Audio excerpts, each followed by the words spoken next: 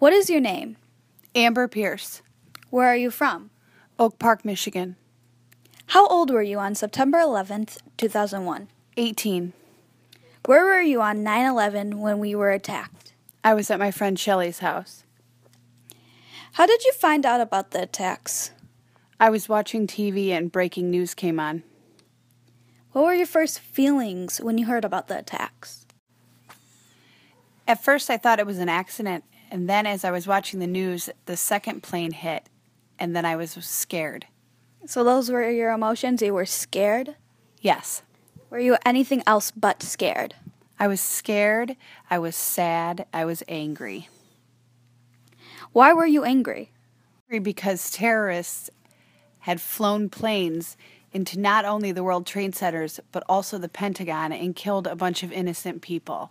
What is your most vivid memory of that day? My most vivid memory of that day is probably when the World Trade Centers collapsed. What do you remember about the nation and its leaders when they came together in the days following September 11th? I remember that President Bush gave a speech that was very calming, and I remember that everybody in America was very kind to one another after that happened. How do you feel about the building of the World Trade Center 1? I think it's a great idea. I think that we should not allow that terrible act to scare us into not building another World Trade Center. Are you scared at all that the terrorist might attack that World Trade Center also in future? Of course I am. Then are your beliefs still you like it, or is it more scary that people may lose their lives in that one also? I'm still all for building another World Trade Center. What do you think about the government's reaction to the attacks?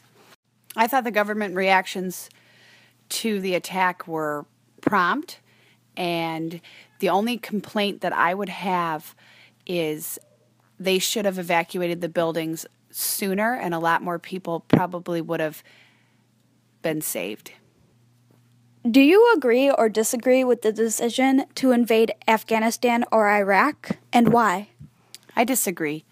I think that America tries to be the police of the world, and we try to get people to follow our beliefs when they don't want to do it. We try to force ourselves on other people, and that breeds hate.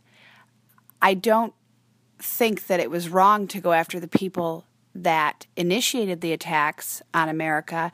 However, I also don't think that America should spend all of our resources on trying to force our beliefs down other people's throats. Do you support the additional security at airports? Of course I do. I think that if there was additional security, that this might not have happened in the first place. Do you believe the government should be able to listen to phone calls or read private emails in order to fight terrorism? No, And why? because I don't believe in Big Brother. Do you believe the nation is safer today as a result of the changes that took place? I believe in some aspects we are safer. I believe we're safer at the airports.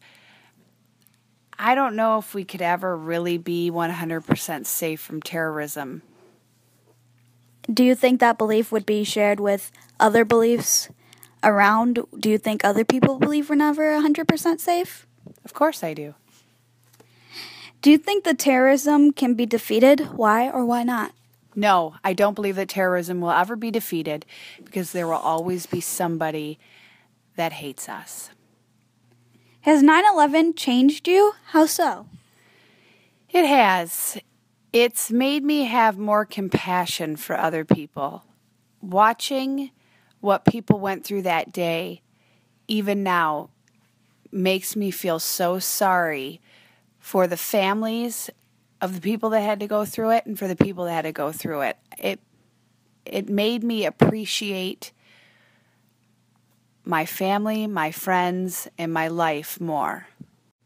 What lesson should be learned from the 9/11 attack, and do you think our students should learn about it in school?